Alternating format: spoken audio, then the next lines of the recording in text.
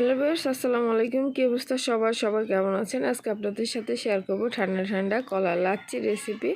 তো লাচ্ছি তৈরি করার জন্য আমি এখানে প্রথমে একটি ব্লেন্ডার জার নিয়ে নিয়েছি। তো ব্লেন্ডার জারের ভিতরে আমি সাগর কলা, কোথাও কলা পাওয়া যাচ্ছিল না, তো খুব কষ্ট করে যে কলা সংগ্রহ করেছি। তো কলাগুলোকে একটু ছুরি দিয়ে কেটে কেটে নিচ্ছি। আমি যেহেতু এখানে 2 গ্লাস কিংবা হাইস্ট 3 গ্লাসের মতো তৈরি করব, তো সেক্ষেত্রে আমি একটা আর অর্ধেক কলা দিয়ে দেবো। বেশি কলা দিলে ভালো লাগে না, একটু ঘন হয়ে যায়, আর কম কলা দিলেও ভালো লাগে না। মিডিয়াম যেটা দরকার সেটা দিলেই ভালো হয়। তো আমি একটা কলার খোসা ছাড়িয়ে দেখতে পাচ্ছেন কলাটাকে দিয়ে দিচ্ছি। তো কলা দিয়ে দেওয়ার পর এখানে যেহেতু আমি 3 গ্লাসের মতো তৈরি করব, 3 গ্লাসের জন্য আমি এখানে 6 চামচ চিনি দিয়ে দেব। চিনিটা আসলে অপশনাল, যারা চিনি যেভাবে খান সেই অনুপাতে দিয়ে দেবেন। কাদের মানে কেউ চিনি বেশি খায়, আবার কেউ কম খায়, তো সেই অনুপাতেই দিয়ে দেওয়া উচিত। আর কেউ বেশি বানালে সেই ক্ষেত্রে চিনির পরিমাণটা বেশি হবে। তো চিনি দেওয়ার পর আমি এখানে মেজারমেন্ট কাপের হাফ কাপের মতো গুঁড়া দুধ দিয়ে দিব।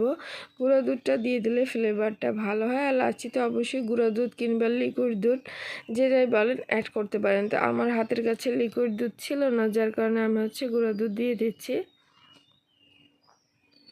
গুঁড়ো দুধ দিয়ে দেওয়ার পর এখানে আমি ভ্যানিলা ফ্লেভারের লাচ্ছি বানাবো। স্ট্রবেরি ফ্লেভারও বানাতে পারে অনেকে। তো আমি যেহেতু ভ্যানিলা ফ্লেভার বানাবো, এখানে ভ্যানিলা ফ্লেভারের আইসক্রিম দিয়ে দিচ্ছি বেশ খানিকটা।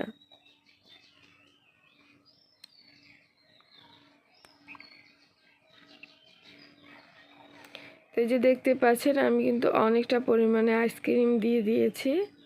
তো আইসক্রিম দেওয়া যখন হয়ে যাবে তখন আমি এটা ব্লেন্ড করে নিব।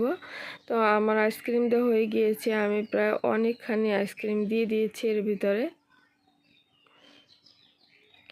এরপর আমি এটা ব্লেন্ড করে নিব।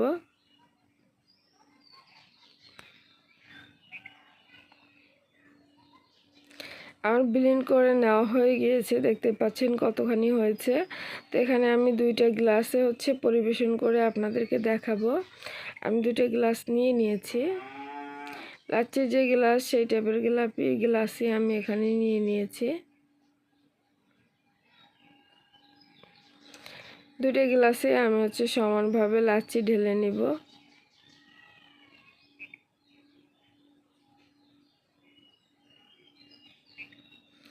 আমার লাচ্ছি ঢালা হয়ে গিয়েছে, দেখতে পাচ্ছেন কতটা সুন্দর লাগছে। ইফতারে ঠান্ডা ঠান্ডা এরকম লাচ্ছি খেতে কার না ভালো লাগে।